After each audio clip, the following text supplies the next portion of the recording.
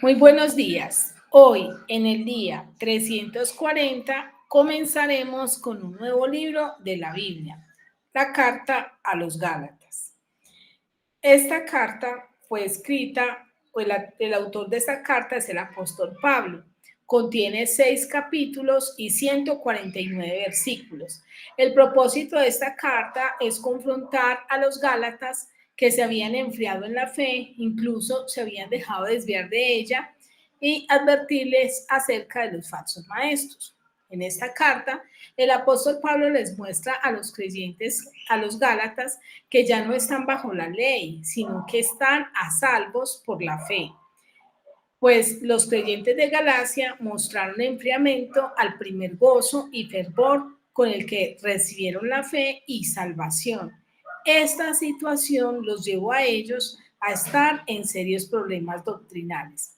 El contenido de la carta encontramos que Pablo habla de solo un evangelio, solamente hay un evangelio, es el evangelio de Jesucristo.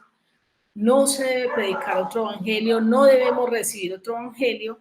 Habla de la justificación por la fe, la ley que lleva a Cristo, la ley y la gracia, mantenernos firmes en la libertad cristiana, la naturaleza del pecado, enfrentar al espíritu y la siembra y siega.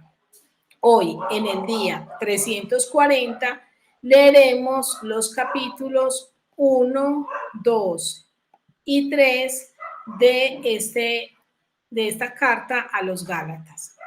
Comencemos.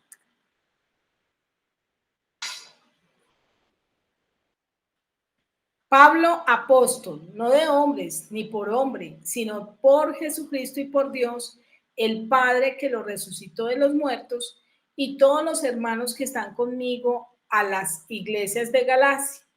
Gracia y paz sean a vosotros de Dios el Padre y de nuestro Señor Jesucristo, el cual se dio a sí mismo por nuestros pecados para librarnos del presente siglo malo, conforme a la voluntad de nuestro Dios y Padre, a quien sea la gloria por los siglos de los siglos. Amén. Estoy maravillado de que tan pronto os hayáis alejado del que os llamó por la gracia de Cristo, para seguir un evangelio diferente. No que haya otro evangelio, sino que hay algunos que no que haya otro, sino que hay algunos que os perturban y quieren pervertir el evangelio de Cristo. Mas si aún nosotros o un ángel del cielo os anunciare otro evangelio diferente del que os hemos anunciado, sea anatema. Como antes hemos dicho, también ahora lo repito. Si alguno os predica diferente evangelio del que habéis recibido, sea anatema. Pues, ¿busco ahora el favor de los hombres o el de Dios? ¿O trato de agradar a los hombres? Pues si todavía agradara a los hombres, no sería siervo de Cristo. Mas os hago saber, hermanos, que el evangelio anunciado por mí no es según hombre, pues yo ni lo recibí ni lo aprendí de hombre alguno, sino por revelación de Jesucristo, porque ya habéis oído acerca de mi conducta en otro tiempo en el judaísmo, que perseguía sobremanera la iglesia de Dios y la asolaba. Y en el judaísmo aventajaba a muchos de mis contemporáneos en mi nación, siendo mucho más celoso de las tradiciones de mis padres. Pero cuando agradó a Dios, que me apartó desde el vientre de mi madre y me llamó por su gracia, revelar a su Hijo en mí para que yo le predicase entre los gentiles, no consulté enseguida con carne y sangre, ni subí a Jerusalén a los que eran apóstoles antes que yo, sino que fui a Arabia y volví de nuevo a Damasco. Después, pasados 3 años, subí a Jerusalén para ver a Pedro y permanecí con él 15 días, pero no vi a ningún otro de los apóstoles, sino a Jacobo, el hermano del Señor. En esto que os escribo, he aquí delante de Dios que no miento. Después fui a las regiones de Siria y de Cilicia, y no era conocido de vista las iglesias de Judea que eran en Cristo. Solamente oían decir, aquel que en otro tiempo nos perseguía, ahora predica la fe que en otro tiempo asolaba. Y glorificaban a Dios en mí. Ahora leeremos el capítulo 2.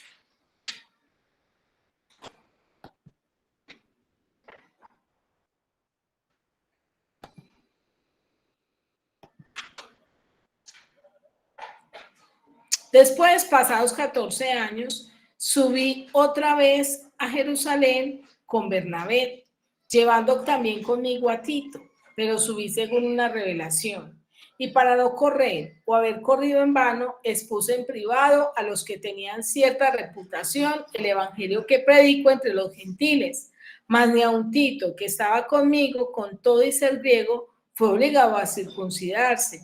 Y esto a pesar de los falsos hermanos introducidos a escondidas que entraban para espiar nuestra libertad que tenemos en Cristo Jesús, para reducirnos a esclavitud, a los cuales ni por un momento accedimos a someternos, para que la verdad del Evangelio permaneciese con vosotros, pero de los que tenían reputación de ser algo, lo que haya sido nuestro tiempo, nada me importa. Dios no hace acepción de personas. A mí, pues, los de reputación nada nuevo me comunicaron. Antes, por el contrario, como vieron que me había sido encomendado el evangelio de la incircuncisión, como a Pedro el de la circuncisión, pues el que actuó en Pedro para el apostolado de la circuncisión, actuó también en mí para con los gentiles.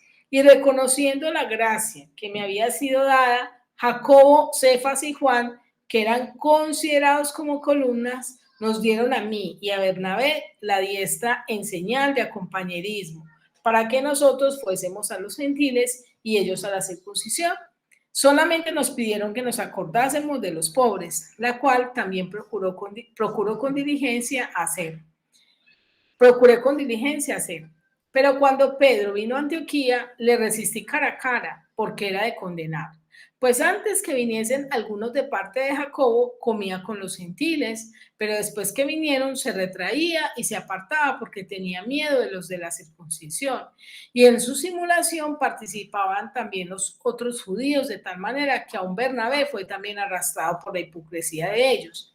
Pero cuando vi que no andaban rectamente conforme a la verdad del Evangelio, dije a Pedro, delante de todos, si tú, siendo judío, vives como los gentiles y no como judío, ¿por qué obligas a los gentiles a judaizar? Nosotros judíos de nacimiento y no pecadores de entre los gentiles, sabiendo que el hombre no es justificado por las obras de la ley, sino por la fe de Jesucristo, nosotros también hemos creído en Jesucristo para ser justificados por la fe de Cristo y no por las obras de la ley. Por cuanto por las obras de la ley nadie será justificado. Y si buscando ser justificados en Cristo, también nosotros somos hallados pecadores, es por eso Cristo ministro de pecado, en ninguna manera. Porque si las cosas que destruí, las mismas vuelvo a edificar, transgresor me hago, porque yo por la ley soy muerto para la ley, a fin de vivir para Dios. Con Cristo estoy juntamente crucificado y ya no vivo yo, mas vive Cristo en mí. Y lo que ahora vivo en la carne, lo vivo en la fe del Hijo de Dios, el cual me amó y se entregó a sí mismo por mí. No desecho la gracia de Dios, pues si por la ley fuese la justicia, entonces por demás murió Cristo. Ahora leeremos el capítulo 3. Oh Gálatas insensatos, ¿quién os fascinó para no obedecer a la verdad a vosotros antes cuyo ojos Jesucristo fue ya presentado claramente entre vosotros como crucificado? Esto solo quiero saber de vosotros. ¿Recibisteis el Espíritu por las obras de la ley o por el oír con fe? ¿Tan necios sois? Habiendo comenzado por el Espíritu, ahora vais a acabar por la carne. Tantas cosas habéis padecido en vano, si es que realmente fue en vano. Aquel pues que os suministra el Espíritu y hace maravillas entre vosotros, ¿lo hace por las obras de la ley o por el oír con fe? Así Abraham creyó a Dios y le fue contado por justicia. Sabed, por tanto, que los que son de fe, estos son hijos de Abraham. Y la Escritura, previendo que Dios había de justificar por la fe a los gentiles, dio de antemano la buena nueva a Abraham, diciendo, en ti serán benditas todas las naciones. De modo que los de la fe son bendecidos con el creyente Abraham, porque todos los que dependen de las obras de la ley están bajo maldición, pues escrito está. Maldito todo aquel que no permaneciera en todas las cosas escritas en el libro de la ley para hacerlas. Y que por la ley ninguno se justifica para con Dios. Es evidente, porque el justo por la fe vivirá. Y la ley no es de fe, sino que dice, el que hiciera estas cosas vivirá por ellas.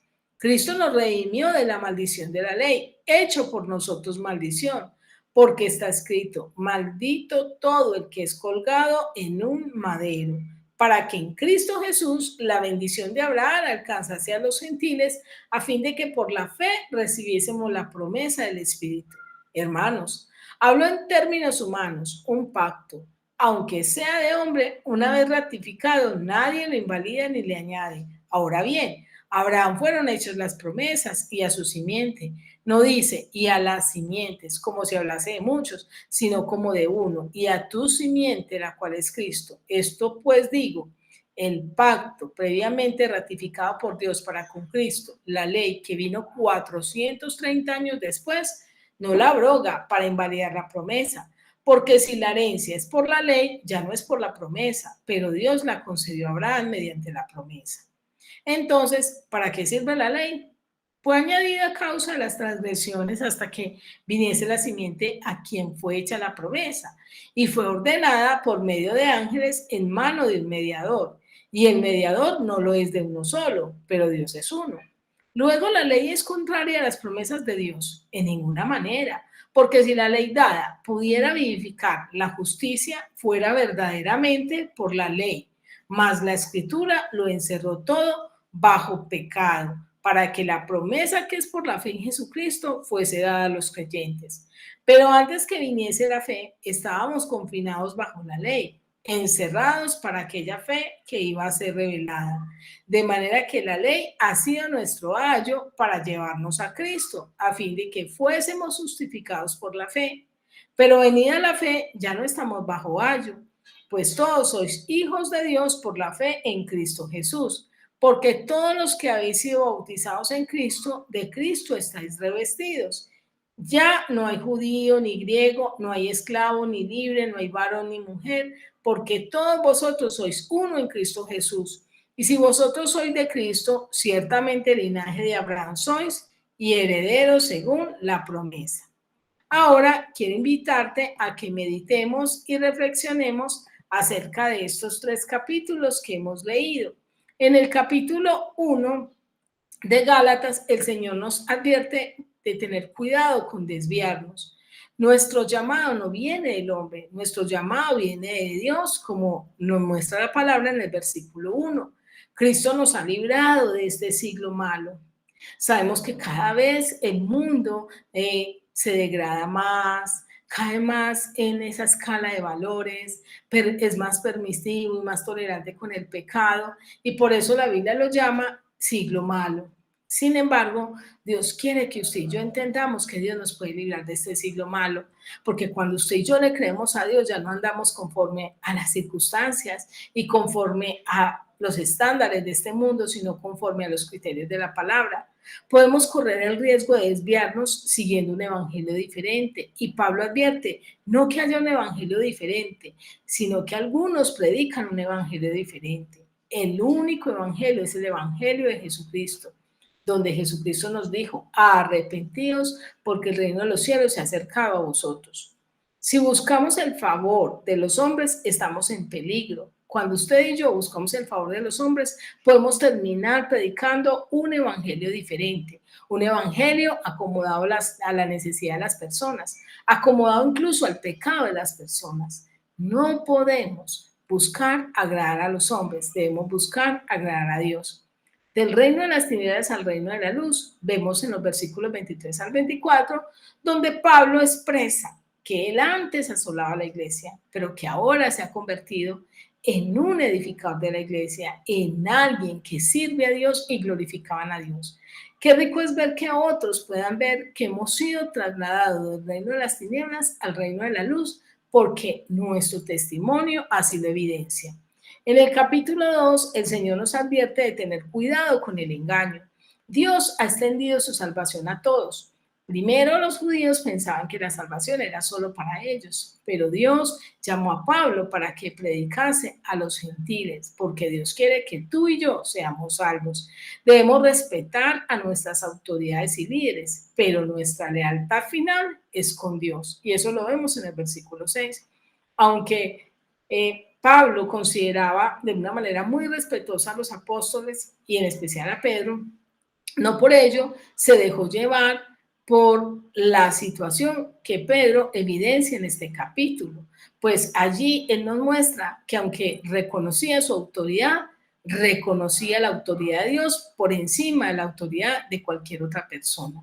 Nunca debemos comprometer la verdad de la palabra de Dios, como lo vemos en el versículo 11, que lo hace Pedro, buscando mostrarse de una manera como lo dice explícitamente Pablo, hipócrita para ganarse así el favor de unos y para buscar no quedar mal con otros. Nosotros no podemos comprometer la verdad, debemos vivir de acuerdo a los criterios y a los estándares de la palabra de Dios. La confrontación debe ser inicialmente personal y en lo posible cara a cara, como lo hace el apóstol Pablo con Pedro y lo evidencia en el versículo 11. Ahora, es lógico que la ley no puede salvarnos, y eso lo vemos en los versículos 17 al 19. Nuestra salvación es a través de Jesucristo. En el capítulo 3, el Señor nos enseña que no se trata de nosotros, se trata del Señor. Se trata del poder del Espíritu que trae salvación a nuestra vida. Nosotros podemos caer en el engaño de la fascinación.